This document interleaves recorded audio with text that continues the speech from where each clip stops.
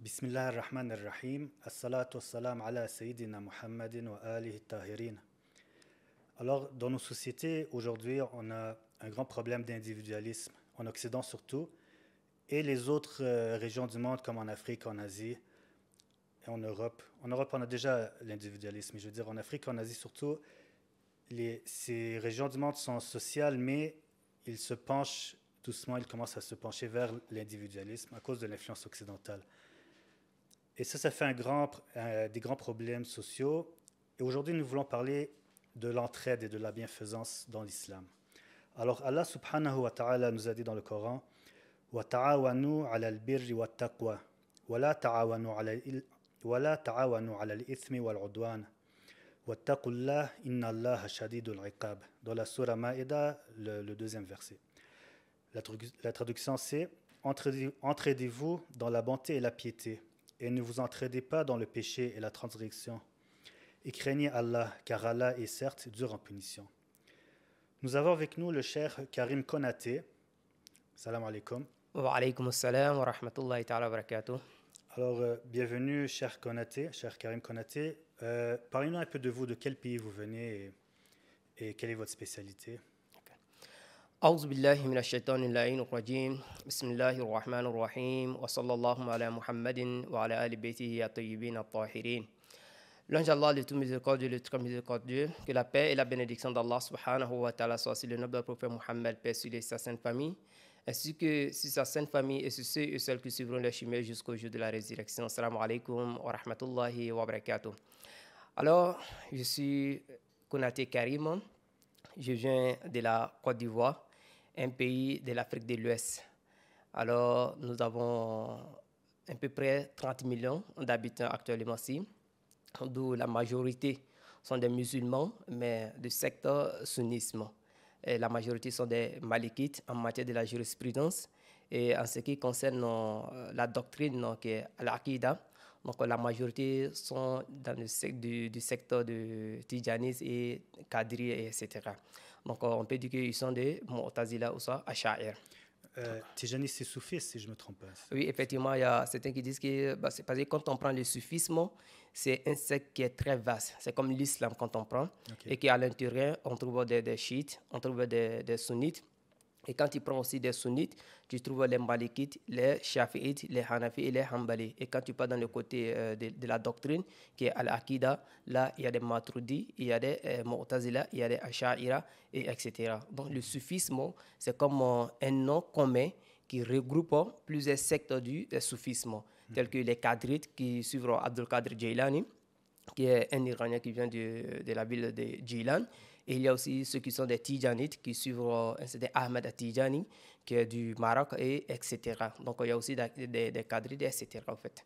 Voilà, donc, en Côte d'Ivoire, c'est un peu ça dans le côté des musulmans. Et le fait que les musulmans sont la majorité, en dehors de cela, maintenant, nous avons en deuxième position les chrétiens qui viennent en deuxième position, qui sont à peu près à 30% de la population. Donc, actuellement, je suis dans Haouza. Je suis en doctorat maintenant. J'ai fait la science au Coran, le Saint-Coran, qui est à Tafsir, et la psychologie en doctorat. Et au Côte d'Ivoire, il y a beaucoup de musulmans qui suivent la famille du prophète.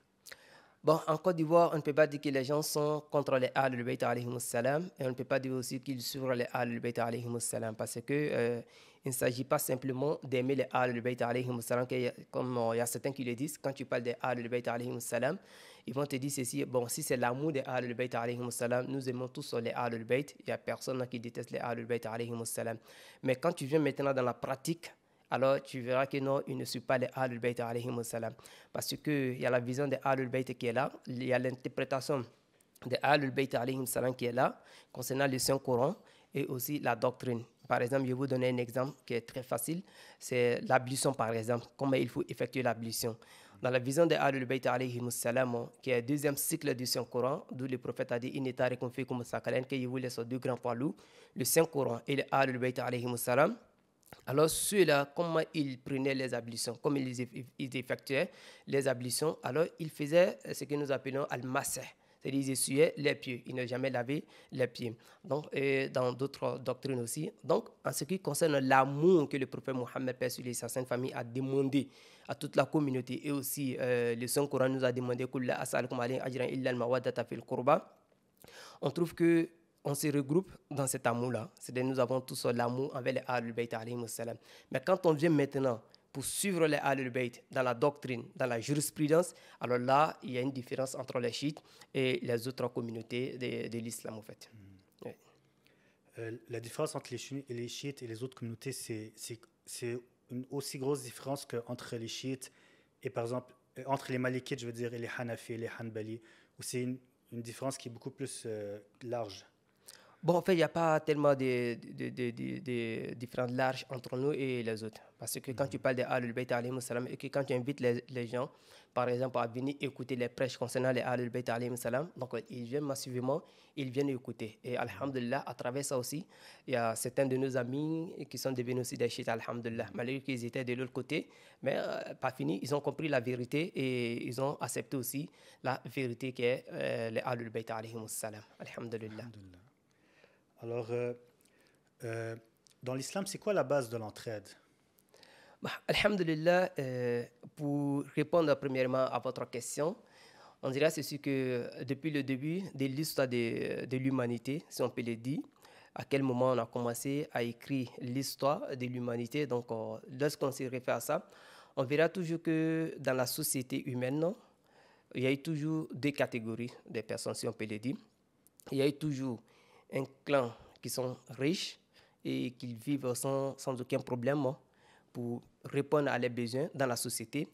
Et de l'autre côté, il y a eu des personnes qui n'arrivaient pas à répondre à leurs besoins. Bien.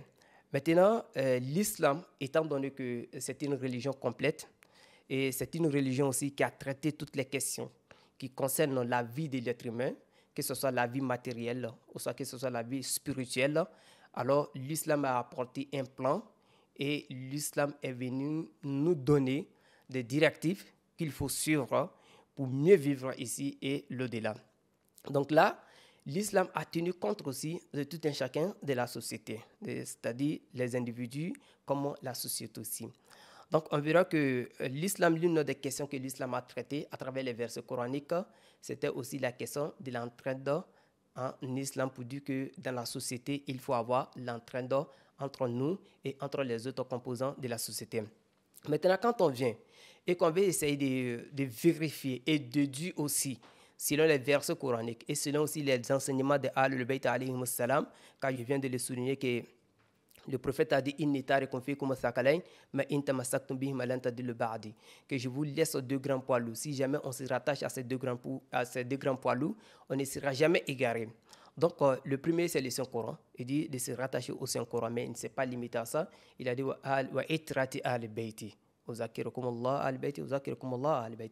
donc là, il a mis un accent là-dessus de suivre les Ahlul Bayt alayhi salam. Et quand on dit de suivre les Ahlul Bayt alayhi salam, c'est de les suivre dans les enseignements comme dans les pratiques.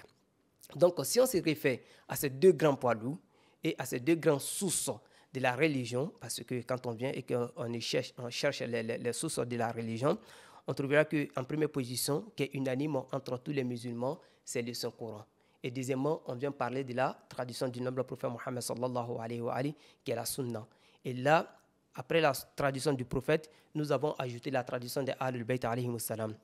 Tandis que de l'autre côté, les sunnites, et ils ont laissé la tradition des Ahlul Bayt alayhi salam, mais ils se sont rattachés plutôt à la tradition des compagnons du prophète, à côté de la tradition du prophète Mohammed sallallahu alayhi wa alayhi.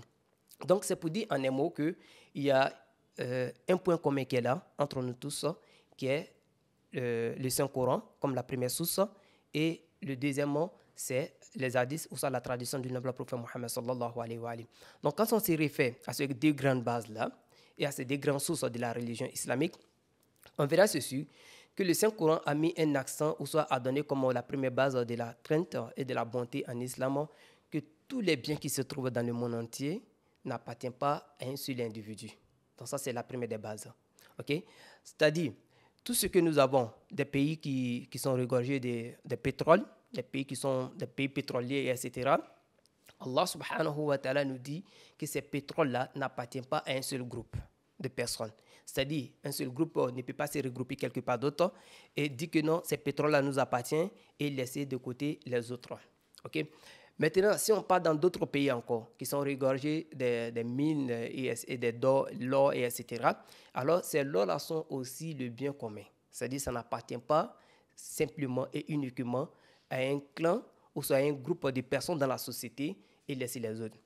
C'est pour cela Allah subhanahu wa ta'ala nous dit dans un verset coranique wa atahum mimma atakum Allah wa atahum min malillahi allazi atakum, que donner à qui? À ces pauvres-là, c'est-à-dire ceux qui sont dans les besoins du bien dont Allah subhanahu wa ta'ala vous a donné et vous a légué comme un dépôt.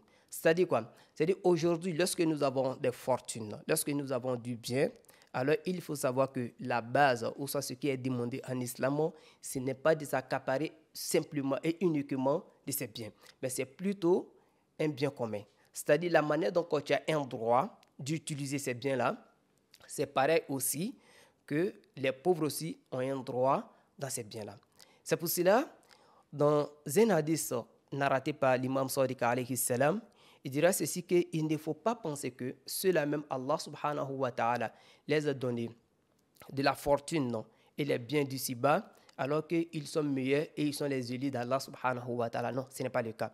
Parce que les gens n'arrivent pas à discerner les choses. Certains pensent que celui-là même qui a plus d'argent et plus de fortune, non, c'est la personne qui est plus aimée par Allah subhanahu wa ta'ala. Non, l'imam Sadiq alayhi salam nous dit que non, ce n'est pas le cas. Mais c'est plutôt un dépôt dont Allah subhanahu wa ta'ala les a donnés et ils sont des associés avec des pauvres dans ces biens-là. C'est-à-dire ils sont des associés dans leur propre fortune. Et si vous voyez.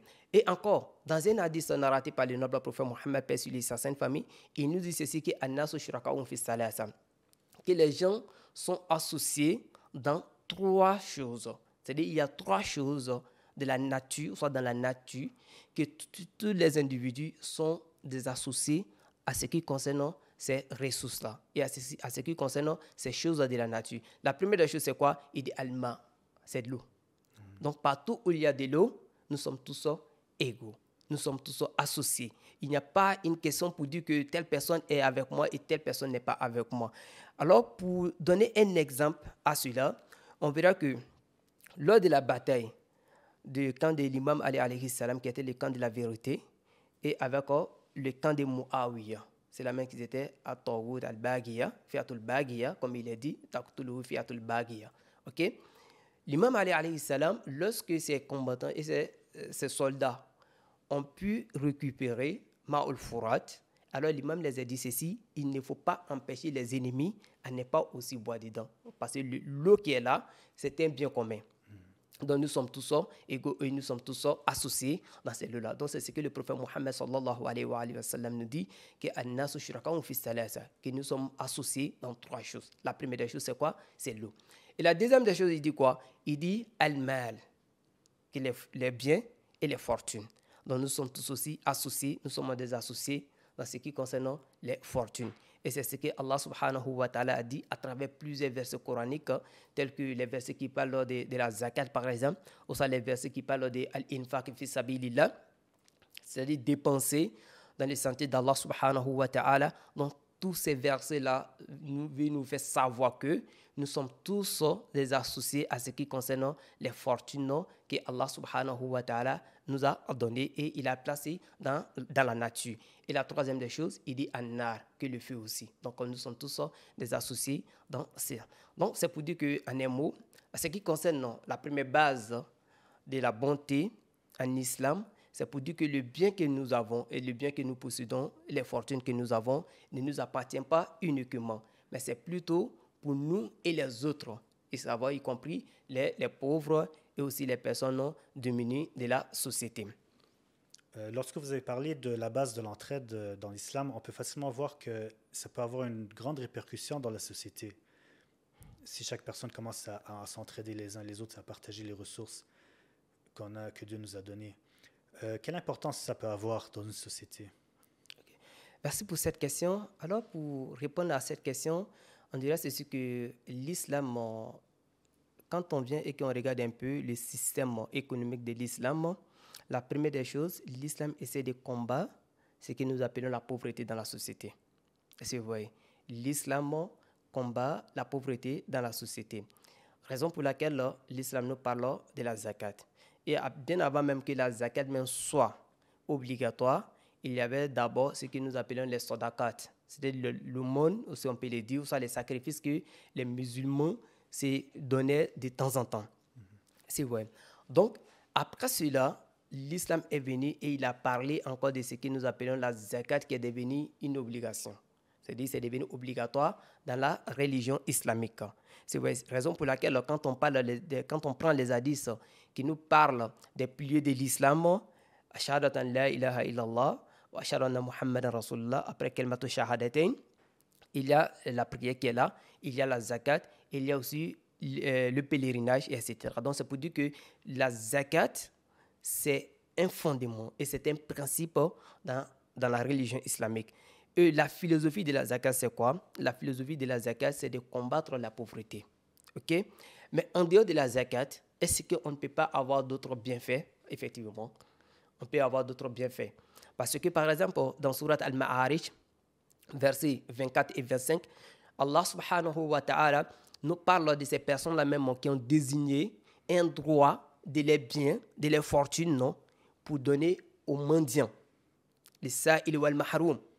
OK, c'est-à-dire, j'ai de l'argent, j'ai ma société qui est là, et les revenus de ma société, je peux prendre l'engagement. Ça, ce n'est pas de la zakat, ce n'est pas aussi de kums qu'on n'a pas encore parlé. OK, je prends l'engagement pour dire que, bon, au fait, moi, dans mes revenus, il y a 10% de mes revenus que je vais utiliser pour combattre la pauvreté. Comment combattre la pauvreté? Ceux-là même qui sont dans les besoins, que ce soit les besoins vestimentaires, ou soit l'autre besoin alimentaire, etc. Donc, je viens en aide de ces personnes-là. Donc, en un mot, l'islam vient combattre la pauvreté.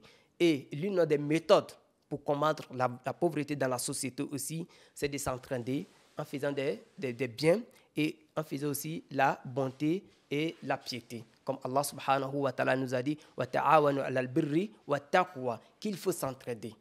Il faut s'entraîner dans la bonté. Et quand on parle de la bonté, il y a aussi l'aspect matériel qui est là, c'est-à-dire venir aussi en aide de ceux-là même qui sont dans les besoins.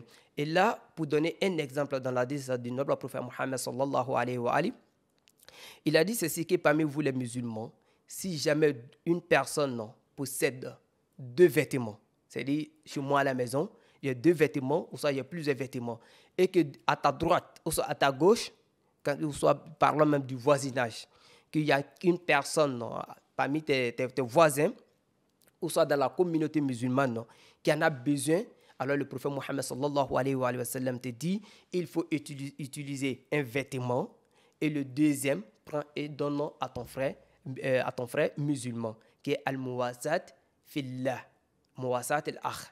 Est-ce que vous voyez?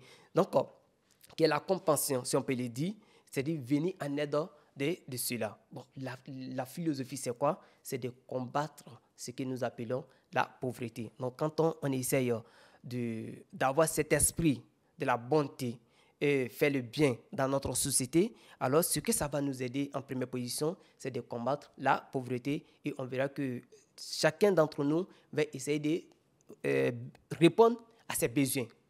Chacun va essayer de répondre à ses besoins quotidiens, et etc. Lorsqu'on a une société qui a des problèmes reliés au manque d'entraide, mais les gens dans la société ne réalisent pas c'est quoi la source de leurs problèmes, comment on peut les faire réaliser ça aux sociétés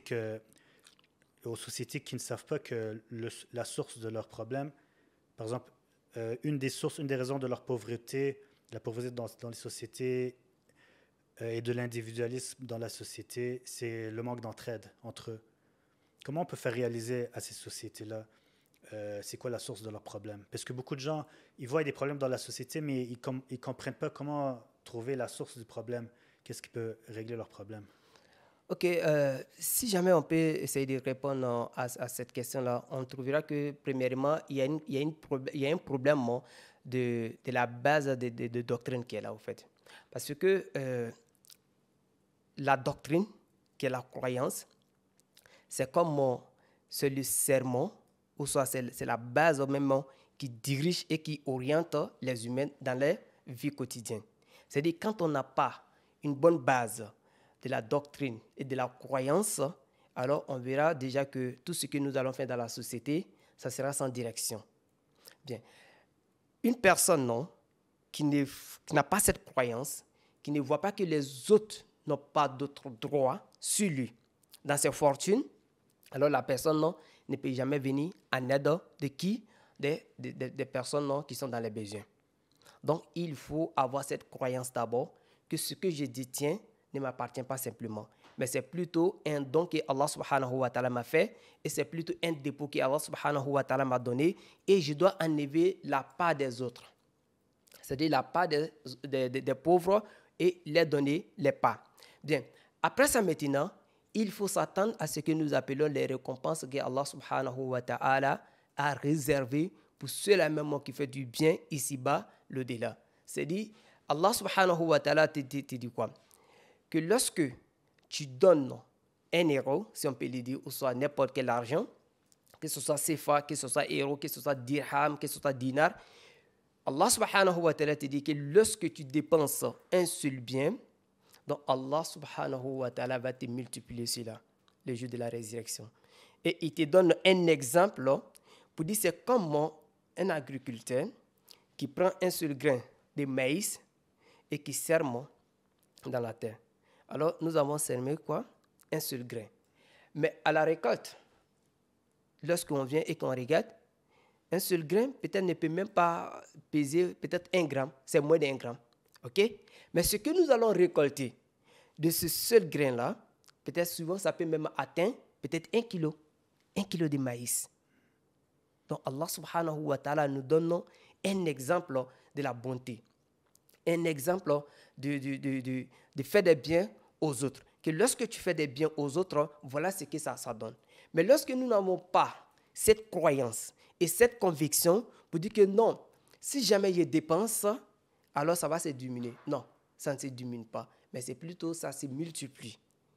Que ce soit ici-bas ou soit que ce soit de l'au-delà, Allah subhanahu wa ta'ala multiplie. Donc, il faut avoir ces bases-là. Premièrement, il faut avoir une croyance à Allah subhanahu wa ta'ala pour dire que Allah a aussi placé et t'a associé dans tes fortunes avec les pauvres. Et de deux, il faut t'attendre à une récompense énorme que Allah subhanahu wa ta'ala a réservée pour toi. Et il faut avoir cette conviction pour dire que lorsque je dépense, alors mes fortunes ne se diminuent pas, mais plutôt mes fortunes se multiplient. Et c'est pour cela Allah subhanahu wa ta'ala, lorsqu'il parle de la zakat, il dit tutahhiruhum biha. Est-ce que vous voyez que lorsque tu prends la zakat de la somme, soit des biens des musulmans et des croyants, alors en ce moment-ci, c'est comme si tu es en train de les purifier. Donc, c'est une manière aussi de nous purifier et purifier les fortunes que nous avons. Donc, il faut avoir ces croyances. Et lorsque nous avons ces croyances-là en nous, cela peut nous pousser à venir en aide de ceux-là même qui sont dans les besoins dans notre société. Mais sans ça, il sera très difficile pour nous de venir en aide de notre co-religieux ou soit les autres membres de la société. C'est quoi les principes de l'entraide selon le prophète et Ahlul Bayt alayhi salam? Alhamdulillah, ce qui concerne les principes, ou soit comment est-ce que les Ahlul Bayt alayhi salam nous ont enseigné l'entraide dans les biographies et dans les pratiques, parce qu'il est très important au fait. Il y a quelque chose qui est très important qu'il faut souligner. L'imam Ali alayhi salam, dans l'un de ses hadiths, il a dit ceci aux musulmans et à ses disciples et à tout le monde, que je ne vais jamais vous dire faites ceci, tandis que moi, l'imam Ali alayhi salam, je ne l'ai pas encore fait. Ça veut dire quoi? Ça veut dire, lorsque l'imam Ali alayhi salam te dit, il faut effectuer la prière de nuit, qui est salatul layl, donc il faut savoir qu'il t'a précédé pendant des années. Lorsque l'imam Ali alayhi salam te parle de venir en aide des gens qui sont dans les besoins dans la société, alors il faut savoir déjà que l'imam Ali alayhi salam a déjà pratiqué cela. Et c'est après avoir pratiqué qu'ils viennent maintenant nous ordonner de faire la même chose. Mais en fait, c'est cet esprit-là qui nous manque aujourd'hui. Souvent, on parle de certaines choses que nous-mêmes, peut-être on n'a même pas encore pratiqué, même à 1% de cela. Et c'est vrai. Donc, les Ahlul Bayt alayhi salam, qu'ils étaient Athiq le Thani, qui était le deuxième grand poids que le prophète Mohammed, paix sur lui, sa sainte famille, nous a laissé, et qui ne peuvent jamais se séparer du Saint-Coran. C'est ici, on peut le dire, c'est comme deux faces pour une seule pièce. Lorsque vous prenez une pièce de 1 euro, 2 euros, ou soit n'importe quel argent, ou soit un billet d'1 dollar par exemple, vous verrez qu'il y a deux faces. Mais tu ne peux pas dire que non, c'est la face A que je vais utiliser et la face B, je n'ai pas besoin. Non, c'est impossible. Donc, c'est pareil, les Ahlul Bayt et le Saint-Coran. Et c'est vrai. Donc, quand on vient et qu'on regarde dans la biographie des Ahlul Bayt alayhimus salam, on verra que les Ahlul Bayt alayhimus salam ont pratiqué l'entraide partout dans les biographies.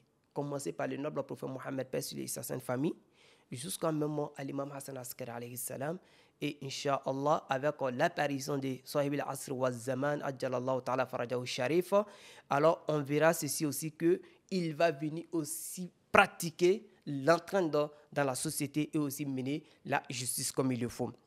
Donc, ici, premièrement, il y a l'utilisation des moyens spirituels. Quand on parle de l'entraide, ce n'est pas simplement le côté matériel qu'il faut regarder. Non, même moi spirituellement, c'est-à-dire en matière des choses qui ne sont pas matérielles. Donc, il y a aussi des personnes qui sont dans les besoins. Et lorsque ces personnes-là sont dans les besoins, si vous pouvez venir en aide spirituellement de ces personnes-là, donc il faut venir en aide spirituellement de ces personnes-là. Donc, pour donner un exemple à cela, on dit c'est sûr que l'imam Ali alayhi salam, lorsqu'il est allé s'installer à Koufa, et un jour, il y a une année que Ma'oul Furat, l'eau de Furat, a été augmenté, ça a augmenté et que ça a dépassé les limites et les normes des années précédentes.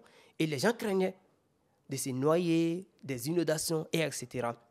Donc là, ils sont venus envers l'imam Ali alayhi salam et ils lui ont demandé de venir en aide.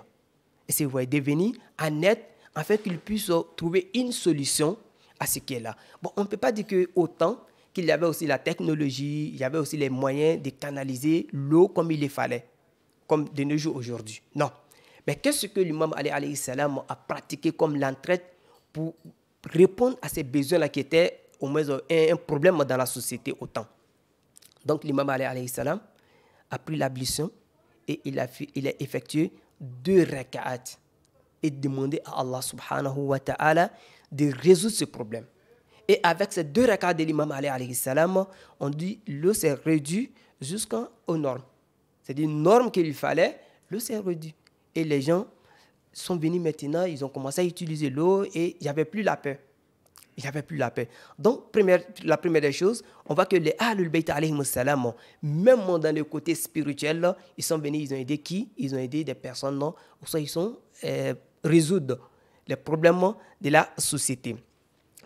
Deuxièmement, qu'on peut déduire et on peut tirer aussi de la biographie des Ahlul Bayt alayhimus salam, dans la question de l'entraide et de la bonté, c'est l'accélération dans la satisfaction des besoins du peuple. C'est-à-dire, lorsqu'ils voient une personne qui est dans un besoin et qu'ils peuvent aider la personne sur place, ils ne vont pas dire à cette personne-là, il faut attendre demain, soit il faut revenir après demain, et etc. Ce n'est pas comme nous aujourd'hui.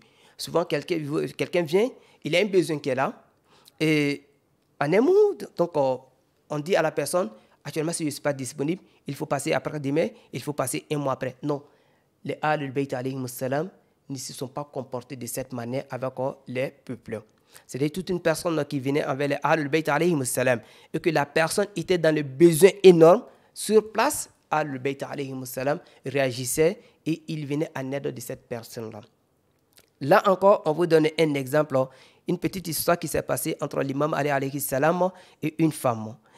On dit en plein été, une chaleur de, peut-être on peut dire à 80%, il faisait tellement chaud.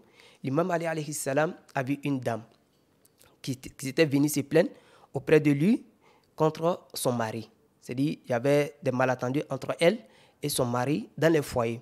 Donc quand la dame est venue auprès de l'imam alayhi salam pour se plaindre, là, l'imam Ali alayhi salam a dit « Ok, il n'y a pas de problème, mais est-ce que tu peux patienter un peu afin que la chaleur se diminue, au plus bon, allez, on part pour répondre et aller résoudre aussi ton problème. » La femme, qu'est-ce qu'elle a dit? Elle a dit, si jamais je retarde plus, alors j'aurai encore plus de problèmes avec mon mari.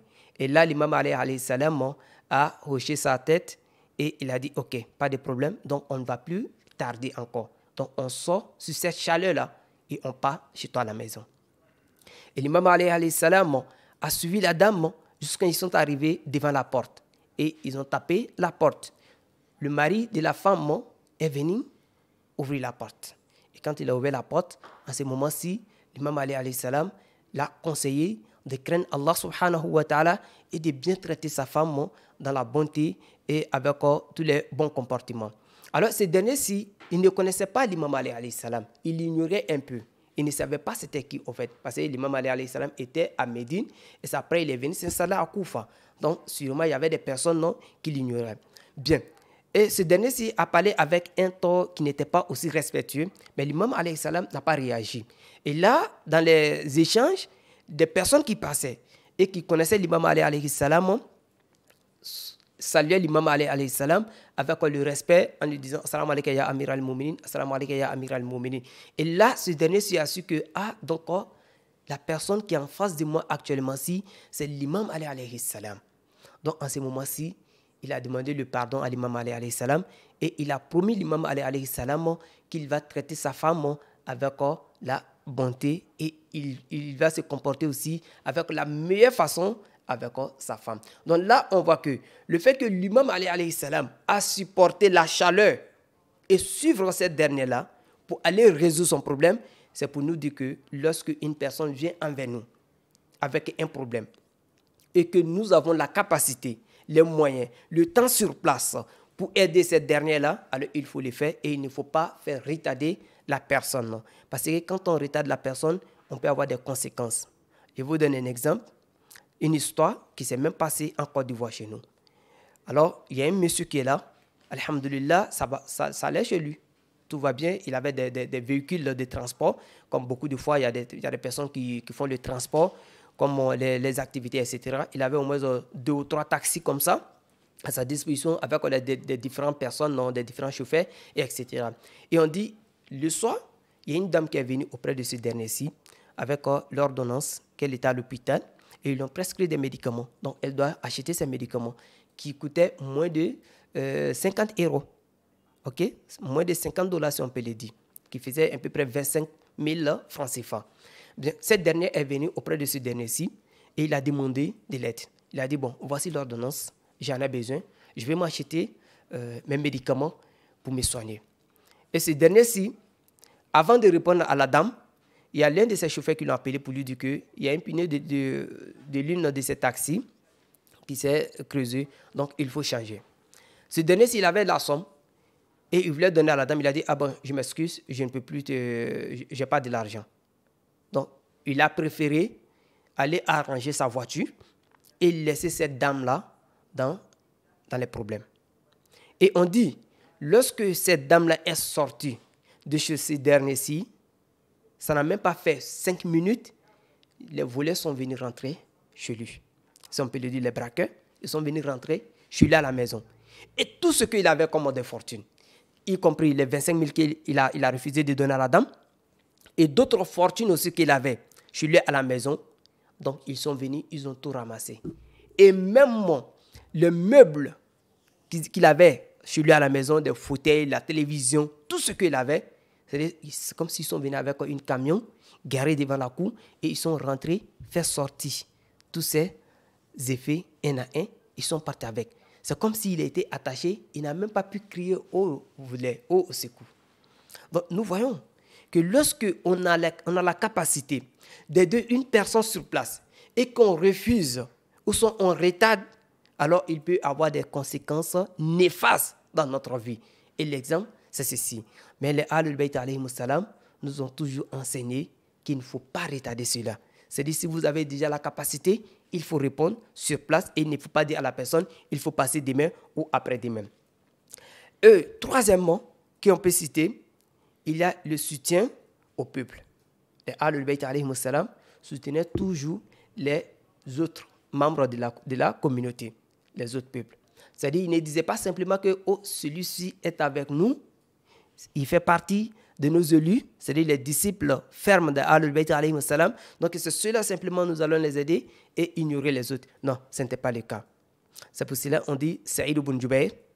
Alors, ce dernier-ci était sous la pression et l'oppression aussi de Muawiyah. Et lorsque il s'est échappé, il est allé se réfugier auprès de qui? Auprès de l'imam Al-Hassan alayhi salam. Et lorsque ce dernier-ci est allé se réfugier auprès de l'imam Hassan alayhi salam, en ce moment-ci, l'imam Al-Hassan alayhi salam l'a accepté. Comment un réfugié, ou soit comme un exilé. Il a accepté. Il a dit, ok, viens, je t'accepte et je vais te couvrir, je vais te soutenir aussi. Parce que je sais que tu es une personne opprimée. Il y a une oppression qui est là contre toi. Donc, je suis prêt à t'aider. Là, le représentant de Muawiyah, qui était à Médine au temps, qui était Ziyad, il n'a pas accepté cela, ou ça n'a pas aimé cela. Il n'a pas pu supporter cela. Donc, heureusement, ou soit malheureusement, il a écrit une lettre à l'imam Hassan alayhi salam avec un ton très élevé, en s'attaquant à la dignité de l'imam Hassan alayhi salam et à sa personnalité. Donc, l'imam Hassan alayhi salam n'a pas réagi. Il a pris la même lettre de Ziyad et il l'a envoyée à Muawiyah. Car les accords que nous avons signés, cela ne fait pas partie, au fait. Donc, il faut tenir compte de ça. Donc là, lorsqu'il a envoyé la lettre à Muawiyah, Muawiyah a vu la lettre, il a dit, bon, j'accepte que Saïd ibn Jubayr soit avec toi comme un réfugié. Donc, on voit que non, là, il était dans un besoin qui était spirituel. Ce n'était pas matériel, au fait. Pour dire que non, au fait, il a besoin d'une somme pour s'acheter de la nourriture ou soit s'acheter du vêtement. Non, ce n'était pas ça. Mais il était sous une oppression mentale. Il était opprimé. Donc, il avait besoin d'une sécurité. Donc, les Ahlul Bayt alayhi salam sont venus aussi aider les gens à garantir les sécurités. Donc, c'est l'exemple que l'imam Hassan alayhi salam nous a montré dans ce qu'il a fait avec Saïd ibn Jubayr. Deuxième partie maintenant, de ce que les Ahlul Bayt alayhi salam nous ont enseigné, ou soit qu'on peut tirer de l'entraîne des Ahlul Bayt alayhi salam, il y a subvenu aux besoins des démunis de la société. Si vous voyez, l'imam Ali alayhi salam avait désigné Malik ibn Ashtar comme son représentant, ou à Misr, à l'Égypte autant. Et il y a la lettre qui est connue, la lettre qu'il a écrite est donnée à Malik, et selon ça qu'il faut essayer de te comporter avec les composants de la société. Et il y a une partie qui est très très importante dans cette lettre-là, d'où l'imam Ali alayhi salam lui dit que An-nasu sinfan, que les gens sont de deux catégories. Donc à chaque fois que tu veux te comporter, ou soit tu veux avoir une relation entre toi et les autres communautés et les autres membres de la société, alors il faut regarder les gens avec deux visions. Tantôt, imma akun laka fi din, soit c'est ton semblant, c'est ton co-religieux. Vous pratiquez la même religion. Vous attestez tous la divinité d'Allah subhanahu wa ta'ala et ainsi la prophétie du prophète Muhammad sallallahu alayhi wa alayhi. Il y a la prière qui est commune entre vous et beaucoup d'autres choses qui sont communes entre nous. Et là, s'il n'est pas de cela, ou soit vous êtes égaux dans la création. C'est-à-dire, c'est un seul créateur qui est Allah subhanahu wa ta'ala qui vous a créé tous. Donc là, il faut avoir un bon comportement avec ces derniers-ci. Bien. Maintenant, ici, pour se servir de l'entraîne de cette lettre qu'il a écrite à Malik ibn Ashtar, il a dit ceci: Thumma Allah fi at-tabaqati sufla. Allahu akbar. Il dit craignez Allah subhanahu wa ta'ala, craignez Allah subhanahu wa ta'ala. Et il dit quoi? À l'égard de la classe inférieure. Comme nous avons dit, dans toute société, il y a toujours deux clans qui sont là. Il y a toujours deux classes, si on peut le dire. Il y a la classe supérieure qui est là, et il y a la classe inférieure qui est là. Dans les sociétés, il n'y a pas l'esprit de la divinité, ou soit si on peut le dire, où il n'y a pas de place pour Allah subhanahu wa ta'ala, parce que quand on parle de ce que nous appelons le sécularisme, alors c'est comme si Dieu n'a pas sa place dans notre vie quotidienne. C'est-à-dire, c'est à nous-mêmes de décider, c'est à nous-mêmes de faire ce que nous voyons bon pour nous. Est-ce que vous voyez? Dieu n'a plus sa place. Donc, dans ces genres de sociétés où Dieu n'a plus sa place, alors la classe inférieure reste toujours la classe inférieure. Et il n'y a pas d'autre moyen pour sortir de cela. Sauf si la personne va travailler dur comme un AC pour sortir de cette classe inférieure et rejoindre la classe supérieure. Sinon, pour dire que la classe supérieure viendra en aide de la classe inférieure pour les faire sortir de cette misère. Non, il n'y a pas cet esprit-là. Ça, c'est une des particularités du système capitaliste maintenant, que la classe supérieure, elle reste toujours supérieure, la classe inférieure reste toujours inférieure, puis elle peut pas monter, sauf avec difficulté. Effectivement, malheureusement. Raison pour laquelle, dans certaines sociétés, vous verrez par exemple que même ceux-là même qui se voient dans la classe supérieure, ils ont toujours les résidences qui est toujours éloignée de la résidence de la classe inférieure. Ouais. Donc là même, pour vous donner un exemple qui est un peu triste, on dit ceci, que dans une société, il y a un jeune qui était comme le chauffeur d'une personne qui était dans la classe supérieure. Et ce dernier-ci, c'était le chauffeur. Lui, il n'était pas de la classe supérieure, mais il était plutôt de la classe inférieure. Et chaque jour, il venait simplement au travail, il venait conduire la famille de ce monsieur, et etc. Et un jour, les enfants de ce dernier-ci n'avaient jamais visité des quartiers aussi de la classe inférieure. Donc, ils ont insisté un jour que, bon, nous voulons faire la découverte de ces parties, de ces quartiers, des environnements inférieurs de la société. Ce dernier-ci a dit que si jamais votre papa apprend cela, il se rend compte. Ils ont dit non, allons, nous-mêmes, on va essayer de régler avec notre père. Et le fait qu'ils ont insisté, ce dernier-ci a accepté. Il a pris les enfants et ils sont allés visiter ces quartiers. Et les enfants étaient beaucoup marqués que comment il se peut qu'il y a des personnes dans la société qui vivent aussi dans la misère, puis bon, dans la difficulté, etc. Parce qu'ils n'ont jamais vu ça, au fait. Et le soir, quand le père était du retour de son service, il y a eu échange, des causeries. Et au cours de la causerie, ils ont fait savoir à leur papa qu'ils ont visité tel quartier qui est de la classe inférieure. Le père n'a pas aimé cela. Imaginez quelle était la réaction du père. Il a viré son chauffeur de son travail. Il a dit, bon, à partir d'aujourd'hui, je ne vais plus te voir chez moi. Parce que je vois que si jamais, c'est comme si tu es en train de conduire mes enfants aller vers la classe inférieure. Donc, chez lui, il y a une barrière qui est là. Et cette barrière-là, on ne peut pas la trancher. On ne peut pas quitter de l'autre côté pour aller de l'autre côté. Donc, chez lui, quand tu es de la classe inférieure, donc il faut rester de la classe inférieure. Et quand tu es de la classe supérieure, il faut rester de la classe supérieure. Tandis que l'islam, non, ce n'est pas le cas. C'est pour cela que l'imam Ali alayhi salam dit à Malik Ashtar, Allah, fi tabakati sufla, que craignez Allah subhanahu wa ta'ala, Allah surtout à l'égard de la classe inférieure dans la société. Donc il y a toujours deux clans dans notre société, inférieure et supérieure. Donc il ne faut pas avoir une barrière entre ces deux classes-là. C'est-à-dire la classe inférieure ne doit pas s'écarter de la classe supérieure, comme la classe supérieure aussi ne doit pas s'écarter aussi de la classe inférieure. Car comme nous avons dit dans un hadith du noble prophète Mohammed sallallahu alayhi wa sallam, pour dire que les gens sont associés dans trois choses, qu'il y a trois choses de la nature, nous sommes tous des associés.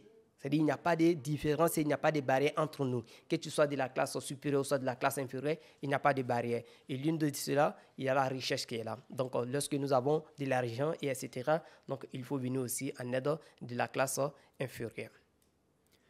Alors, pour terminer,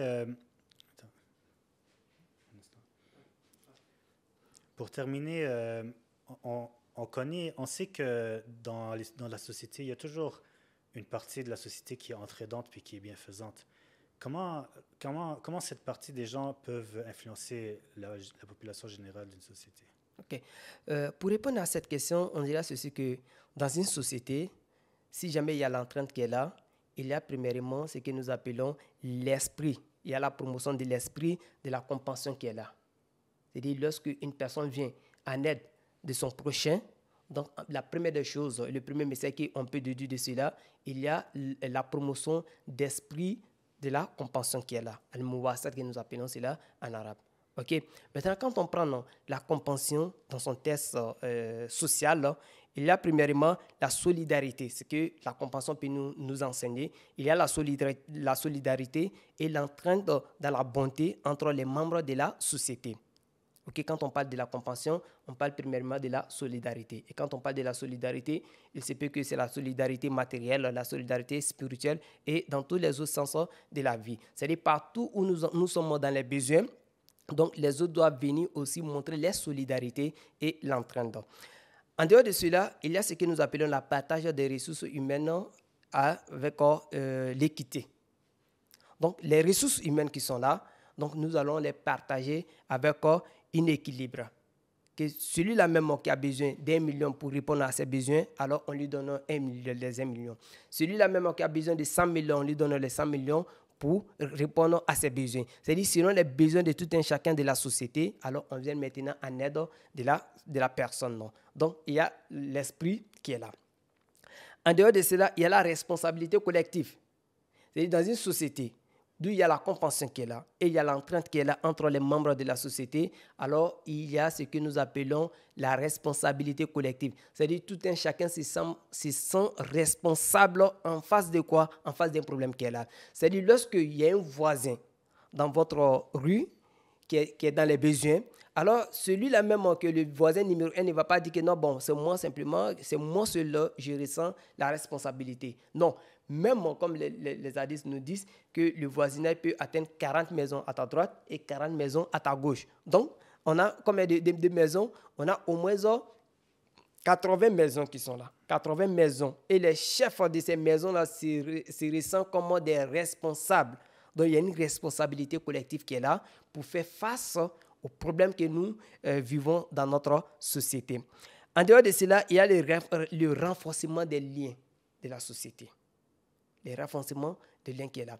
Car nous avons plusieurs tests qui nous parlent de renforcer ce que nous appelons les liens, les liens parentaux, par exemple, la fraternité. Allah subhanahu wa ta'ala nous parle de la fraternité. Innamal mu'minuna ikhwa. Alors, pour appuyer sur cette fraternité-là, donc il y a ce que nous appelons l'entraide entre nous. C'est-à-dire quand on s'entraide, donc là, on peut avoir cet esprit qui est là, on peut avoir cet esprit-là, c'est-à-dire l'esprit de ce que nous appelons le renforcement des liens.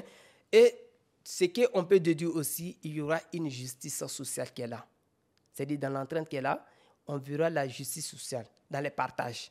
Parce que chacun va essayer de venir en aide de celui-là même qui est dans les besoins, selon ses besoins, ou soit selon la nécessité qui existe. Donc, il y a une justice qui est là. La classe inférieure ne va pas se sentir opprimée et la classe supérieure aussi ne va pas se voir supérieure et meilleure aux autres. Donc, lorsqu'on vient dans les hadiths de Ahlul Bayt alayhi salam, on verra les mêmes choses. Par exemple, le noble prophète Mohammed, paix sur lui, sa sainte famille, nous dit ceci: Sayyidul Amal, Salatu Kisolin. Que la meilleure des actions sont au nombre de 3. Il dit Insafuka nas min nafsik. Muwasatul akh fillah azza wa jal wa dhikrullah tabaraka wa ta'ala ala kulli halin. Qui veut dire quoi? Que la première des choses, il faut être équitable envers les personnes à partir de soi-même. C'est-à-dire, lorsque tu es en train de traiter avec les autres, il ne faut pas les traiter avec l'indifférence. Non. Il ne faut pas dire que oui, parce que M. X a de l'argent, donc je vais me comporter avec lui, avec la façon X. Et M. Y n'a pas de l'argent, il est pauvre comme moi, donc je vais me comporter avec lui, avec la façon Y aussi, parce qu'il n'a pas de l'argent. Non. Il faut être équitable dans tout ce que tu vas faire et dans toutes tes relations avec les membres de la société. Et la deuxième, c'est quoi? Il dit la compassion envers les frères dans la religion. C'est-à-dire les frères que nous avons dans notre société, il faut avoir une compassion envers ces personnes. Et avoir la compassion envers les gens, ça fait partie des meilleures actions que le noble prophète Mohammed sallallahu alayhi wa sallam a dit, Sayyidul Amal fi salasi khisadin. Et la troisième, c'est quoi? Il dit, c'est rappeler d'Allah subhanahu wa ta'ala fi kulli halin, dans tous les moments. Que ce soit dans les moments de la difficulté, ou soit les moments où on n'a pas de difficultés. L'inquiétude, dans le moment de l'inquiétude, comme dans le moment de quiétude. Donc, il faut toujours se rappeler d'Allah subhanahu wa ta'ala. Donc, c'est pour cela, l'imam As-Sadiq alayhi salam, dans un hadith, il nous dit ceci, « Takarrabu ilallah bimuwasati ikhwanikum » que approchez-vous d'Allah subhanahu wa ta'ala, par quoi? Par la compassion de vos frères. Et on sait, Allah subhanahu wa ta'ala a dit ceci, que ce n'est pas la couleur de notre peau qui nous fait rapprocher d'Allah subhanahu wa ta'ala, ce n'est pas notre bien, ce n'est pas notre fortune, mais c'est quoi? Inna akramakum indallah atqakum. Ok? Que c'est la piété. Donc, l'un des moyens pour se rapprocher plus d'Allah subhanahu wa ta'ala, l'imam Sadiq alayhi salam nous dit que ça se trouve dans la compassion de nos frères à Allah subhanahu wa ta'ala. Et l'imam Ali alayhi salam, il nous dit ceci, ahsanul ihsan muwasatul ikhwan.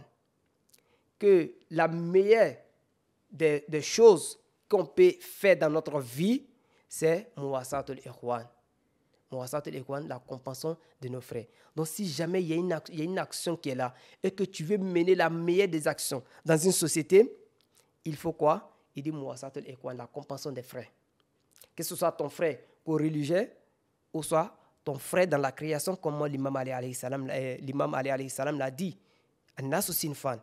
Donc, lorsque nous avons cette compassion-là dans notre société, même ceux-là même qui ne sont pas des musulmans, on peut attirer le mu'allafatul qulub, on peut avoir le cœur pour accepter la religion islamique. Et encore l'imam As-Sadiq, l'imam Al-Kazim alayhi salam, a dit ceci à Ja'far bin Muhammad Al-Asimi, qui est un hadith très très important, que si jamais la société arrive à pratiquer cela, alors beaucoup de problèmes de notre société vont dissiper.